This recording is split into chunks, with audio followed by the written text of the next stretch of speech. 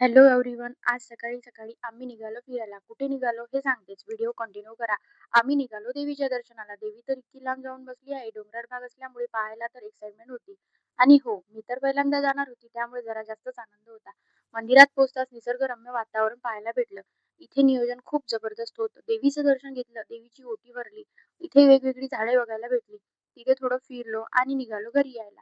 घरी पोहोचताच बाळांनी उद्योग करणं चालू केला. माझं बाळ जास्तच गुणी असल्यामुळे आता ते स्वयंपाक करू लागते. इकडे तिचा स्वयंपाक चालू होता.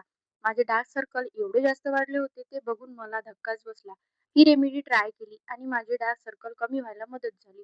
थोडी हळद घ्यायची, थोडं कॉफी पावडर, त्यात थोडी शहद आणि थोडं दूध घ्यायचं. गुलाबजल टाकलं तरीही चालेल. अगोदर फेस छान क्लीन करायचा. त्यानंतर डार्क सर्कलला ते छान लावून घ्यायचं. 15 मिनिट ठेवायचं जेणेकरून छान अप्लाय होईल. डार्क सर्कलमध्ये आणखी 2 ते 3 दिवस स्टोअर पण करू शकतात. ते सुकतपर्यंत थोडं रेस्ट केलं आणि ही रेमेडी छान वाळून गेली. 15 ते 10 मिनिट मसाज केली आणि ते छान वॉश करून घेतलं. तुम्ही बघू शकता रिझल्ट किती छान आलेला आहे. त्यानंतर तिथे तुम्ही मॉइश्चरायझर अप्लाय करा आणि रिझल्ट बघा किती छान आलेला आहे. हे रेमेडी तुम्ही आठवड्यातून 4 ते 5 वेळा अप्लाय करा.